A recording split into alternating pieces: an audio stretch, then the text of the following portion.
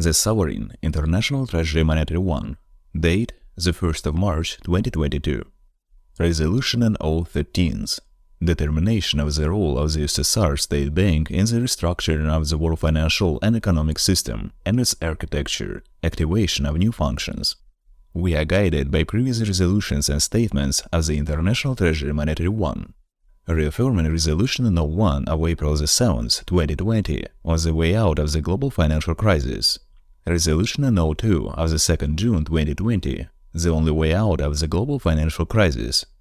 Resolution No. 4 of February 23, 2021, cancellation of historical assets in order to form a balanced new financial system. Resolution No. 5 of July 16, 2021. Resolution No. 6 of September 13, 2021. Resolution No. 7 of October 1, 2021. Resolution No. 8 of December 21, 2021. Resolution No. 9 of December 22, 2021. Reform of the global financial and economic system and its architecture. Resolution No. 11 of January 22, 2022. On the termination of all relations with the well-known surname of financiers Rothschild. Resolution No. 12, dated February 27, 2022. Revocation of all asset rights from the Trillion Commission of the Trillion Gold Reserve and New World Order Financial Trusts. The International Treasury Monetary 1 reminds that the peace, stability, and prosperity are inseparable. In today's globalized economy, all nations are much more connected than ever before. The global coverage of this crisis demands implementation of the prompt, resolute, and coordinated actions for elimination of its reasons, mitigating of its consequences, and strengthening or creation of necessary mechanisms in order to avoid repetition of similar crises in the future. The International Treasury Monetary 1 reaffirmed Resolution No. 9 of December 22, 2021, reform of the world financial and economic system and its architecture. In its entirety, in its integrity, and with its holistic approach to recognize that the mobilization of financial resources for development, as the effective use of all these resources are crucial to the implementation of the global partnership for sustainable development, including in support of the achievement of internationally agreed development goals. We also reaffirm that the importance of freedom, peace and security, respect for all human rights, including the right to development, the rule of law, equality between men and women, and a common commitment to just democratic society for development, as stated in Resolution No. 9 of December 22, 2021, a reform of the global financial and economic system and its architecture. We reiterate that each country bears the primary responsibility for its own economic and social development, and that the role of national policies, domestic resources, and development strategies cannot be overemphasized. At the same time, the national economies of countries are now closely intertwined with the global economic system, and in particular, the effective use of trade and investment opportunities can help countries to fight with poverty. National development efforts must be supported by a favorable international economic environment. The International Treasury Monetary 1 acknowledged that since the start of blocking accounts, there have been profound changes in the international environment. Despite progress in some areas, there has been a rise in inequalities. We welcome the recent monetary resources that accelerate economic growth in most minor countries and reduction of poverty in the world. At the same time, we express our deep concern that the international community is currently facing serious development implications from multiple intertwined global crises and challenges, such as increasing food insecurity, volatility in energy and commodity prices, climate change, and the global financial crisis, as well as the lack of results so far in multilateral trade negotiations and the loss of confidence in the international economic system. Reaffirming the measures taken by the International Treasury Monetary 1 to date to respond to this crisis and challenges, such as through the resolutions, we are determined to take urgent and decisive actions and initiatives to overcome all these obstacles and challenges by achieving people-centered development and development important measures of the complete, effective, and timely formation of a new financial system in the world. The International Treasury Monetary 1 is still concerned about the policy of countries that have chosen the covert support of terrorism, the conduct of the genocide of the peoples as part of their main policy, such countries as USA, England, Germany, and several other G20 countries. Such behavior not only brings with it horrors of human grief, but also seriously complicates economic development and the achieving of social cohesion. We are determined to take our joint efforts to combat terrorism and genocide in all its forms and manifestations to a new level. The International Treasury Monetary One reiterates that national ownership and leadership in development strategies and good governance are essential for the effective mobilization of national financial resources and the promotion of sustained economic growth and sustainable development. In this context, we must also take into account the different characteristics and specifics of each country. The International Treasury Monetary One recognizes that a dynamic, exclusive, well-functioning, and socially responsible private sector is a valuable tool for economic growth and poverty reduction. In order to promote the development of the private sector, International Treasury Monetary One will focus its efforts on promoting and enabling an environment that facilitates entrepreneurship and business activities for all people, including women, the poor, and the vulnerable. The international community, national governments, and regional economic groups must continue to support these efforts. The International Treasury Monetary One will continue to put in place, at our respective national levels and in accordance with national law, the necessary policy and regulatory frameworks to encourage public and private initiatives, including at the local level, and promote the development of a vibrant and well-functioning business sector while accelerating growth and improving cost sharing, increasing productivity, empowering women, protecting workers' rights and working conditions. International Treasury Monetary One recognizes that appropriate role of government in market economies will vary from country to country. The increasing interdependence of national economies in an increasingly globalized world and the emergence of rule-based regimes of international economic relations means that space for the implementation of national economic policies, that is the scope of domestic policy making, especially in the areas of trade, investment, and industrial development, is often shaped by the international factors, commitments, and global market considerations. The International Treasury Monetary One encourages its government to make its own assessment of the benefits and drawbacks, choosing between accepted international norms and commitments as the constraints that come with a losing policy space. The International Treasury Monetary One reiterates that macroeconomic policy should aim at sustaining high economic growth, achieving full employment, eradicating poverty, and ensuring low and stable inflation, and minimizing domestic and external imbalances to ensure that the benefits of economic growth reach all people, especially the poor. As a part of such policy, the International Treasury Monetary One also recommends giving priority to avoiding sharp economic fluctuations that negatively affect the distribution of income and the allocation of resources. In this context, we recommend expanding the framework for conducting an appropriate counter-cyclical policy in the interest of maintaining economic and financial stability. Public investment that meets the principles of medium and long-term financial sustainability can play an active role and encourage virtuous cycle of investment activity. The International Treasury Monetary One pay attention. Development of the rational and leading on wide basis financial sector has a central value for mobilization of national financial resources and has to be an important component of national development strategies. The International Treasury Monetary One will seek to build diversified, well-regulated, inclusive financial systems that encourage savings and channel it to economically sound growth project. The International Treasury Monetary One will continue to further improve its oversight and regulatory mechanisms as necessary to enhance the transparency and accountability of the financial sector. Our efforts will be focused on increasing the domestic supply of long-term capital and encouraging the development of domestic capital markets, including through multilateral, regional, sub-regional, and national development banks. The International Treasury Monetary One reminds that one of the priority tasks is to continue to fight against corruption at all levels.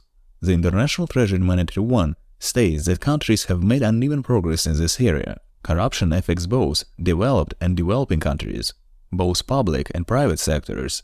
As such, the International Treasury Monetary One is determined to take urgent and decisive action to continue to fight corruption in all its manifestations in order to reduce barriers to effective resource mobilization and allocation and to avoid diverting resources from activities critical to development. This requires strong institutions at all levels, including, above all, an effective legal and judicial system and increased transparency. The International Treasury Monetary One welcomes countries where anti-corruption has become part of public policy. And in this regard, we urge all countries where corruption flourishes to consider joining anti-corruption.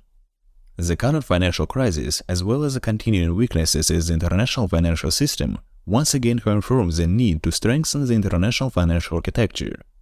The reform of the international financial architecture should be aimed at increasing transparency and strengthening the role and participation of developing countries, and countries with economies in transition and international decision-making and norm-setting processes.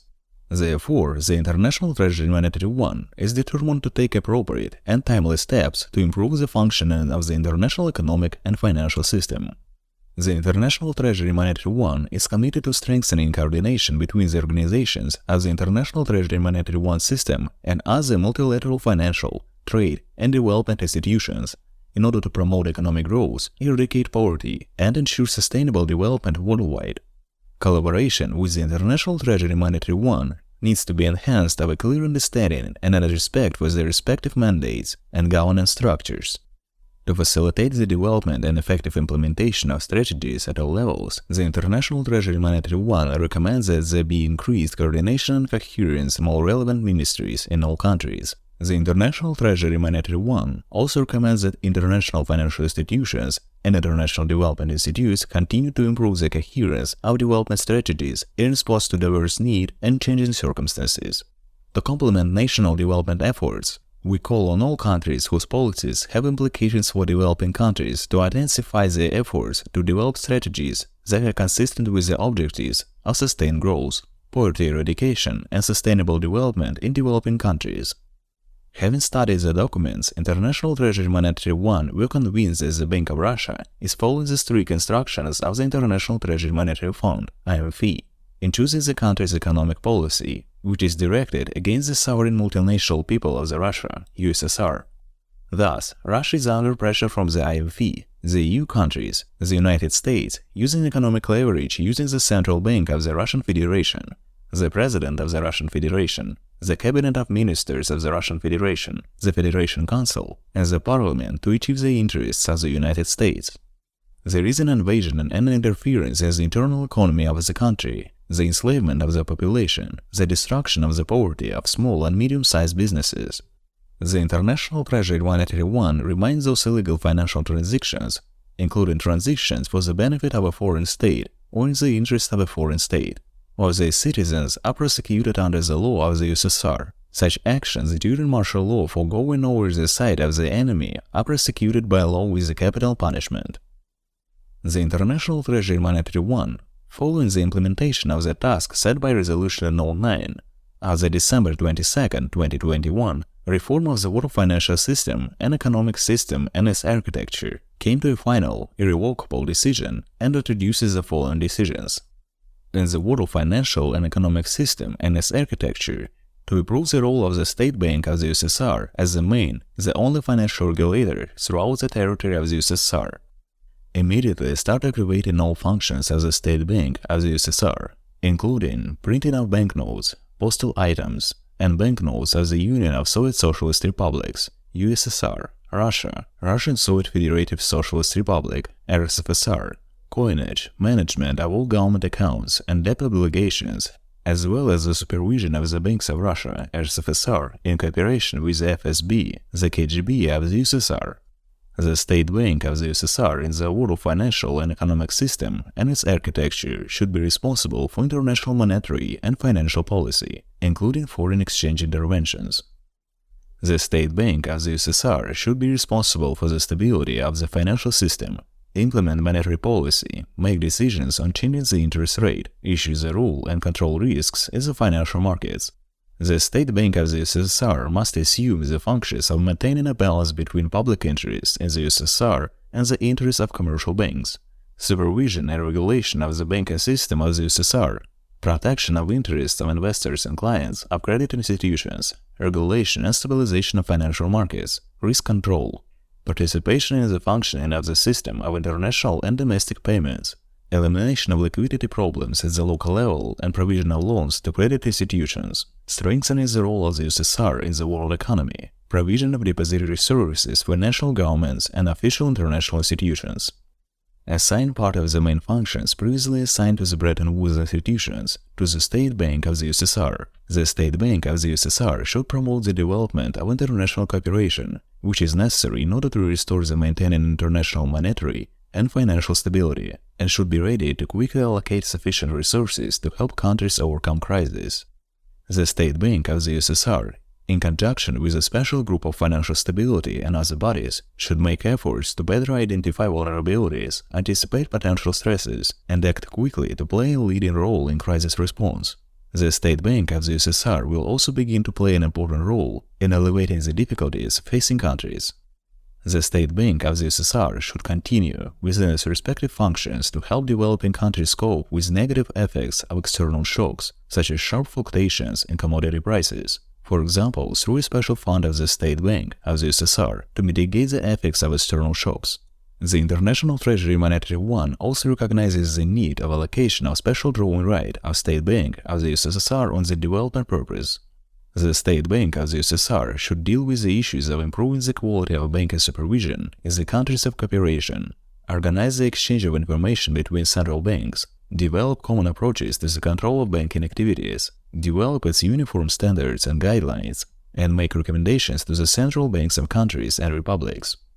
The International Treasury Monetary One emphasizes the need to assign new international functions to the State Bank of the USSR in order to more accurately monitor changes in economic power in the world economy and take into account current and future changes more fully. We reaffirm that strengthening the role and expanding the participation of developing countries in cooperation with the State Bank of the USSR is of the decisive importance for raising the legal status and effectiveness of its institution in the world. The International Treasury Monetary One recognizes the need to strengthen and enhance an inclusive and governmental development finance follow-up process that analyzes progress on commitments, identifies obstacles, problems, emerging issues, and develops specific recommendations and actions, taking into account where is the proposal and put forward. The International Treasury Monetary One and the international financial institutions have complementary capabilities, making coordination critical. Therefore, we recommend to continue to ensure and strengthen cooperation, coordination, synergy, and exchanges between the International Treasury Monetary One and international financial institutions. In this regard, we believe that the current resolution represents an important step towards enhancing cooperation. International Treasury Monetary One does this for the benefit of all nations, in order to achieve a more inclusive, equitable, balanced, and sustainable economic development that contributes to overcoming poverty and inequality throughout the world. Approved, completed, and executed. Date: the 1st March 2022. His Majesty Alexander Nikolaevich Paramonov, Secretary General, Chief Treasurer of the International Treasury Monetary One, President and Chief Operating Officer of Vice Spiritual Board, RSB Global Corp Incorporated, UNNO 509-519. Om.